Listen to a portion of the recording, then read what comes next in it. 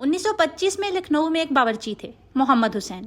جب انہیں ملازمت کے لیے پوچھا گیا کہ کیا پکا لیں گے تو ان کا جواب تھا، میاں قورمہ پکاتا ہوں، اس کے علاوہ کھانے میں اور ہے ہی کیا. اور وہ اپنی وفات تک 2 وقت صرف قورمہ ہی پکاتے رہے. قورمے کے بارے میں کہا جاتا تھا کہ اگر اچھا قورمہ روزانہ 2 وقت بھی ملتا رہے تو کھا کے جی نہ بھرے. آج کل سب قورمہ بناتے ہیں لیکن قورمہ چیز دیگر است. قورمہ کچھ اور ہی چیز ہے، عام کھانے سے بالکل الگ. سب سے پہلے 1 کلو چکن لے لیں. اور یہاں پر پہلی اور اہم بات، قورمے کے لیے چکن کے ٹکڑے عام سے بڑے ہونے چاہیے. 3 دفعہ بھنائی کے مراحل ہیں، چھوٹے ٹکڑے ہوں گے تو ٹوٹ جائیں گے. 2 کھانے کے چمچ ادرک کی پیسٹ بنا لیں. 1 کھانے کا چمچ چکن پر اچھی طرح سے مل دیں اور آدھے گھنٹے کے لیے چھوڑ دیں. پھر دھو کر سٹینر میں 15 سے 20 منٹ کے لیے رکھیں تاکہ پانی مکمل طور پہ نکل جائے. ادرک چکن کی بو ختم کرتا ہے اور گوشت کو نرم بناتا ہے، لیکن ادرک دھونا ضروری ہے ورنہ بھنائی میں جل جائے گا. اس کے بعد بناتے ہیں لہسن کا پانی. آدھا کپ پانی میں آدھا چائے کا چمچ لہسن پیسٹ اچھی طرح سے ملائیں اور الگ رکھ دیں. یہ آگے بھنائی میں کام آئے گا. قورمے کا پہلا اصول، قورمہ ہمیشہ گھی میں پکتا ہے، تیل میں کبھی نہیں پکتا. گھی قورمے کو وہ خوشبو اور گہرا ذائقہ دیتا ہے جو تیل کبھی بھی نہیں دیتا. یہاں قورمے کا دوسرا اصول یہ ہے کہ قورمے میں کبھی بھی گرم مسالہ نہیں جاتا. قورمے کا اپنا مسالہ ہوتا ہے. قورمہ مسالے کے لیے 2 چائے کے چمچ سوکھا دھنیا لیں گے اور اسے تھوڑا سا روسٹ کر لیں گے خشک توے یا فرائنگ پین میں.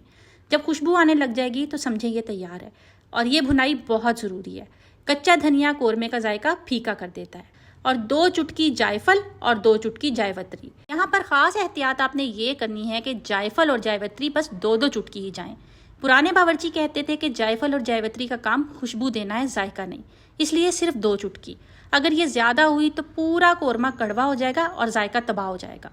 اب 1 چائے کا چمچ کالی مرچ، آدھا چائے کا چمچ لونگ، 7 سے 8 ہری الائچی اور بھنا دھنیا آپس میں ملا لیں گے. مسالے ہون-دستے میں کوٹیں تو ذائقہ زیادہ گہرا آتا ہے. گرائنڈر بھی چلے گا، باریک پاؤڈر بنا لیں. پھر 1 چائے کا چمچ نمک اور 1.5 چائے کا چمچ لال مرچ کا پاؤڈر ملا لیں. قورمہ مسالہ تیار ہے.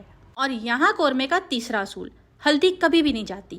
ہلدی ڈالی تو قورمہ نہیں رہا. یہی وہ ایک چیز ہے جو قورمے اور عام سالن میں فرق کرتی ہے. 200 گرام گھی دیگچی میں ڈالیں.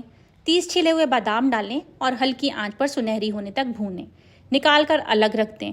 اسی گھی میں 250 گرام باریک کٹی پیاز ڈالیں. ہلکی سے درمیانی آنچ پر مسلسل ہلاتے رہیں. بیرسٹا 1 منٹ کے لیے بھی نہیں چھوڑنی.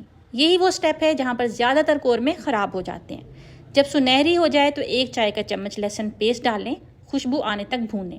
پھر 1/4 کپ پانی ڈالیں، ڈھکن لگائیں اور 5 منٹ کے لیے ہلکی آنچ پر چھوڑ دیں. اور یہاں پر قورمے کا چوتھا اصول، قورمے میں ٹماٹر کبھی نہیں جاتا. ٹماٹر ڈالتے ہی قورمہ عام سالن بن جاتا ہے.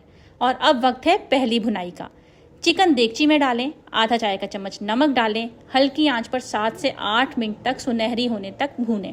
اور یہاں وہ ٹیکنیک جو 200 سال پرانی ہے اور آج کوئی نہیں جانتا. بھنائی کے دوران لہسن کے پانی کے 2 چھینٹے دیں. نہ پانی ڈالنا ہے نہ خشک بھوننا ہے، صرف چھینٹے.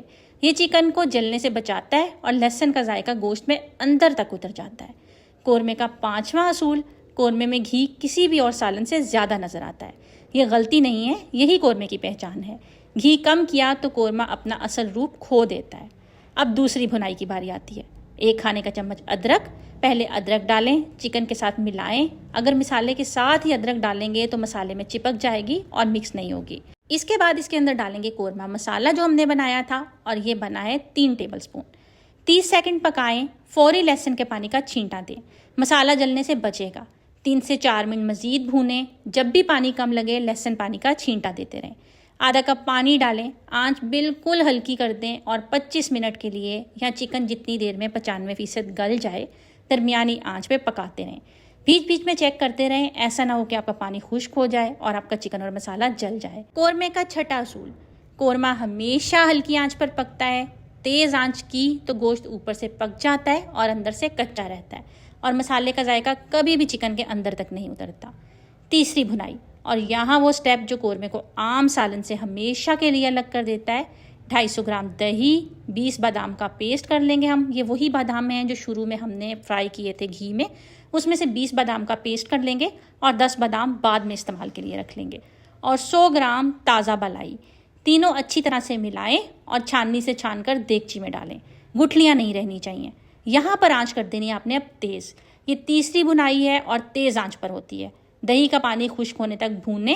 جب گھی کنارے چھوڑ دے، اگلا قدم وہ ہے جو قورمے کا اصل ذائقہ طے کرتا ہے۔ اگر آپ قورمے کی کنسسٹنسی تھوڑی سی پتلی رکھنا چاہیں تو آپ اس کے اندر 1/4 کپ جتنا پانی بھی ڈال دیں، لیکن یہ یاد رکھیے گا کہ آپ نے پانی کبھی بھی ٹھنڈا نہیں ڈالنا، پانی کو اچھی طرح سے گرم کر کے پھر اس کے اندر ڈالنا ہے۔ اگر ٹھنڈا پانی ڈالیں گے تو قورمے کا ذائقہ اور ٹیکسچر دونوں تباہ ہو جائیں گے۔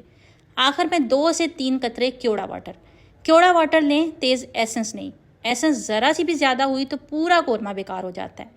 اصل قورمے میں زعفران کو کیوڑا پانی میں ہل کر کے ڈالا جاتا تھا، اس سے رنگ سرخ ہو جاتا تھا۔ زعفران نہ ہو تو کشمیری مرچ بھی ڈال سکتے ہیں، ہم نے کچھ نہیں ڈالا اس لیے رنگ سنہری بھورا ہے۔ یہ بغیر زعفران کے اصل قورمے کا رنگ ہے۔ چولہا بند کر دیں، 20 سے 30 منٹ ڈھکن رکھ کر چھوڑ دیں، یہ ریسٹ قورمے کا ذائقہ اور رنگ دونوں نکھار دیتا ہے۔ اس کے بعد قورمے کو پلیٹ میں نکالیں، بچے ہوئے 10 بادام اوپر گارنش کر دیں اور سرو کریں۔